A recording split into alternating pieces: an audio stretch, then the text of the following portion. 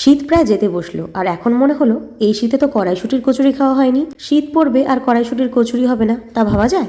অন্তত বাঙালি বাড়িতে তো ভাবাই যায় না। তাই ভালো করে কড়াইশুঁটি, আদা, কাঁচা লঙ্কা সমস্ত কিছু পেস্ট করে নিলাম। কাজটা দেখতে যতটা ফটাফট মনে হচ্ছে, আদৌ কিন্তু এতটাও তাড়াতাড়ি হয়নি। কি মজা হয় বলুন তো যদি এরকম নিমেষে জাদুর মতো সমস্ত কাজ হয়ে যায়। আর এর পাশাপাশি আমি কিন্তু আটা, ময়দা সমস্ত কিছু ভালো করে ময়াম করে নেব। কচুরি বানাতে যেমন ময়াম করতে হয় আর কি। সাদা তেল দিয়েছি, চিনি দিয়েছি, এখন একটু সামান্য লবণ দিলাম। এবার আটাটাকে ভালো করে মেখে নেব যাতে একটু খাস্তা ভাব আসে। তারপরে জল দিয়ে সুন্দর করে ময়াম করে নিলেই রেডি। আর শুধু ময়াম করলেই হবে, তারপরে কিন্তু সাদা তেল দিয়ে কিছুক্ষণের জন্য মেখে ঢাকা দিয়ে রেস্টের জন্য রাখতে হবে। তার পাশাপাশি ওই যে পিউরিটা বানালাম সেটাকে এবার কড়াতে সর্ষের তেলের মধ্যে হিং, কালো জিরে ফোড়ন দিয়ে তার মধ্যে ভালো করে নেড়েচেড়ে যখন গন্ধ ছাড়বে তখন পেস্টটা দিয়ে দিতে হবে। আর তার মধ্যে স্বাদ মতো লবণ, আর আমি কিন্তু কাঁচা লঙ্কা বেশি দিয়েছি জন্য ঝাল হয়েছে। আর পিউরিটা যখন ঘেটে ঘেটে ছোট হয়ে আসবে তখন কিন্তু বুঝতে পারবেন যে কড়াইশুঁটির কচুরির পুরটা একেবারে রেডি। তারপর লেচি কেটে তার মধ্যে পুর দিয়ে সুন্দর করে বেলে নিন। আর আমি কিন্তু প্রত্যেকটা দোকানের মতো ছোট ছোট সাইজের বেলেছি, দেখুন কত সুন্দর হয়েছে। আর তারপরে গরম তেলে ফুলকো ফুলকো ভেজে নিন।